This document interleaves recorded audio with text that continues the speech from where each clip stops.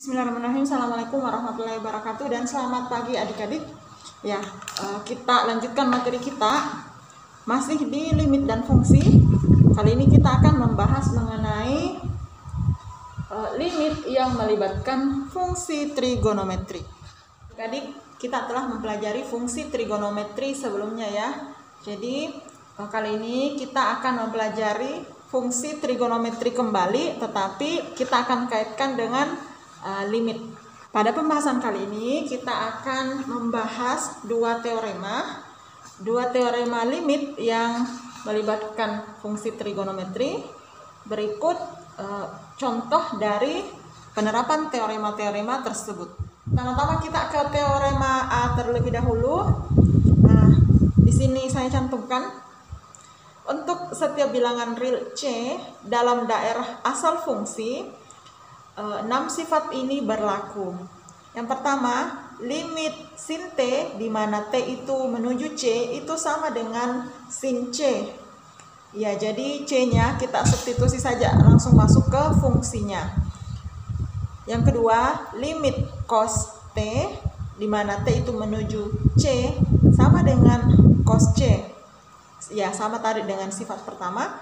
Kemudian sifat ketiga juga seperti itu, limit tan T di mana T itu menuju C itu sama dengan tan C.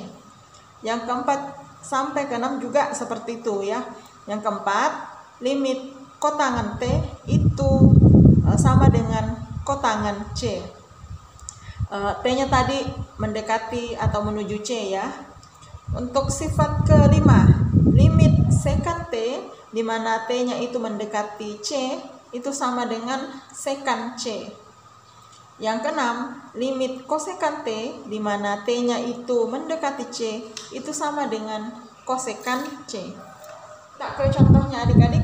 Kita diminta menentukan limit T kuadrat cos T per T ditambah 1 di mana T-nya itu mendekati 0. Nah, untuk menjawabnya kita perhatikan ya.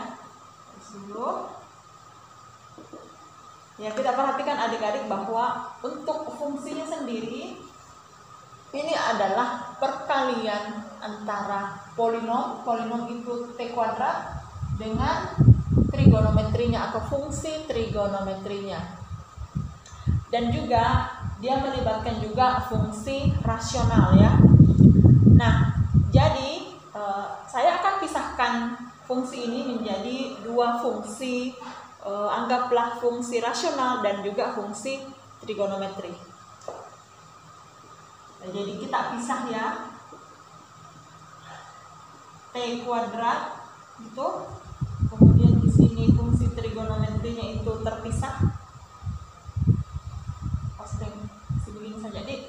Kemudian masih ada yang di bawahnya atau penyebutnya T ditambah 1. Saya simpan di sini saja ya, supaya dia menjadi fungsi rasional. Nah, seperti itu. Ini cos T. Ya.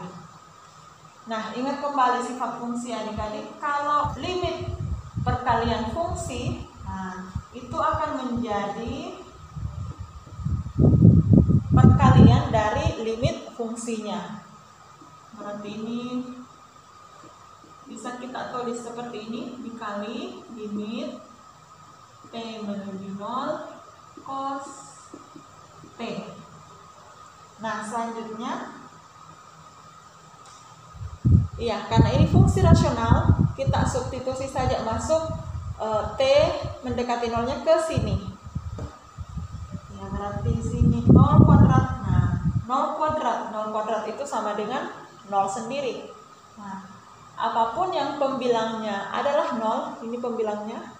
Nah, fungsi rasional yang pembilangnya adalah 0, itu hasilnya adalah 0. Berapapun penyebutnya. Dipaham ya? Jadi misalkan di sini ada 0 per 2 misalnya, itu hasilnya 0. 0 per 10.000 misalnya. Ya, nah, itu hasilnya 0. 0 per 1.000.000 gitu ya, hasilnya 0 juga. Jadi apapun yang fungsi rasional atau bilangan rasional yang pembilangnya adalah 0, berapapun nilai penyebutnya, hasilnya pasti 0. Ya, seperti itu ya. Kemudian kita lanjut ke bagian kedua, yaitu limit cos T di mana T-nya itu mendekati 0. Nah, untuk bagian kedua ini kita menggunakan teorema A, ya, bahwa kita substitusi saja masuk T mendekati 0-nya ke dalam fungsi trigonometrinya. Berarti kita dapat di sini dikali cos 0, ya. Nah, cos 0 itu sama dengan 1. Berarti si 0 dikali 1 itu sama dengan 0 sendiri. Jadi kita lanjut ke teorema B, yaitu limit-limit trigonometri khusus. Berikut saya cantumkan. Ini ada dua sifat ya. Yang pertama sin T per T, di mana T-nya itu mendekati 0, itu sama dengan 1. Yang kedua, limit 1 dikurang cos T per T, di mana T-nya itu mendekati 0, itu sama dengan 0. Kita ke contoh penerapannya adik-adik. Kita diminta menentukan limit sin 3x per x, di mana x-nya itu menuju 0. Kemudian yang bagian B-nya kita diminta menentukan limit 1 dikurang cos T per sin T, di mana T-nya itu mendekati 0. Ya, jadi kita jawab satu-satu. Untuk bagian A dulu. Nah, bagian A ini kita akan gunakan teorema B yang sifat pertama. Tetapi sifat pertama itu di sini saya tulis dulu sifat pertama ya, limit T menuju 0 untuk sin T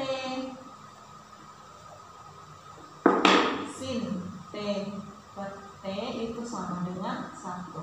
Nah, sekarang untuk soalnya sendiri dia pakai sin 3x, kemudian dibawanya x. Kalau di teoremanya tadi, di sini sama dengan di sini. Kalau di sini sin T, maka di bawahnya T. Baru kita bisa simpulkan itu jawabannya adalah 1.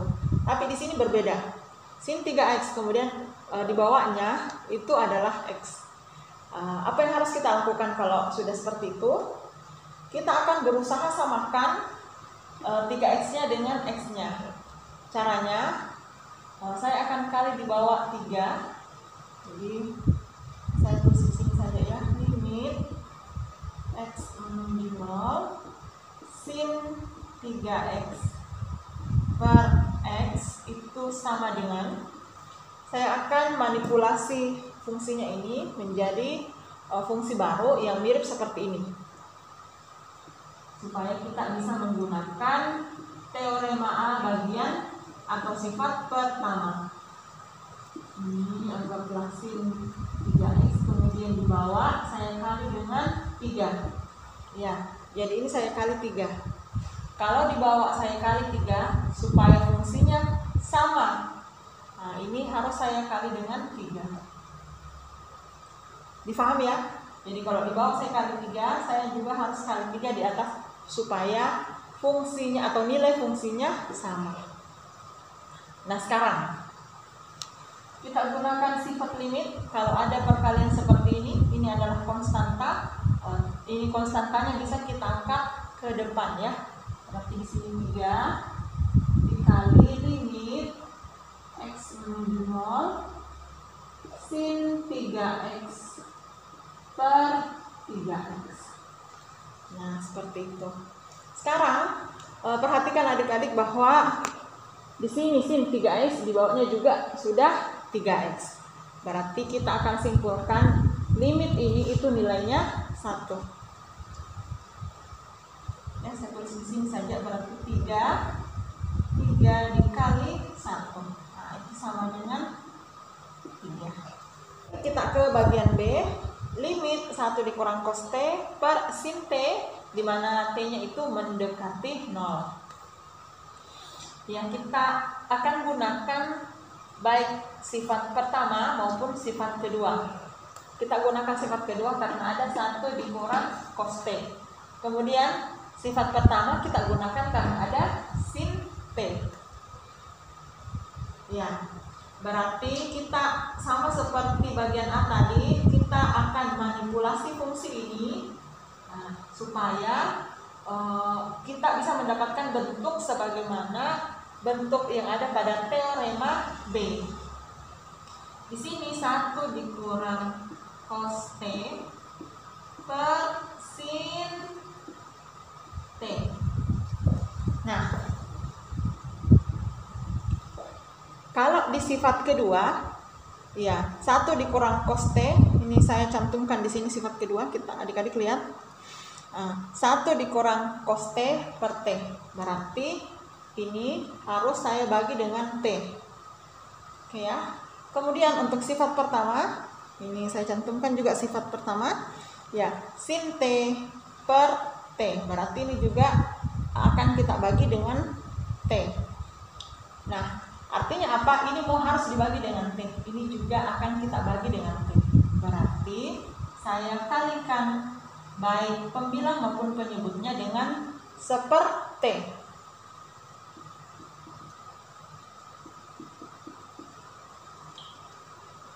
1 dikurang cos T, ya saya kali dengan seper T gitu, per sin T. Iya.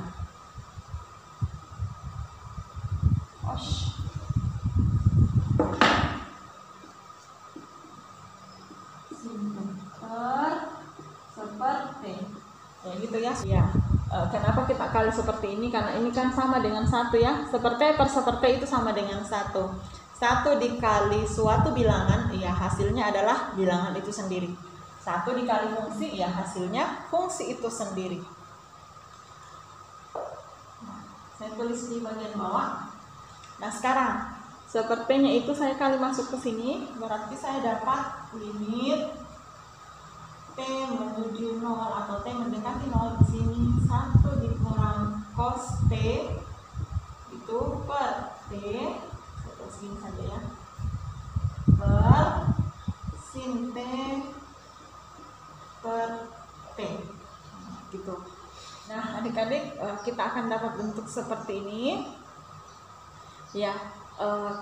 Kita akan menggunakan teorema limit utama, yaitu teorema yang sudah kita pelajari pada pertemuan sebelumnya. Ini saya cantumkan sifat ke-7 dari teorema limit utama.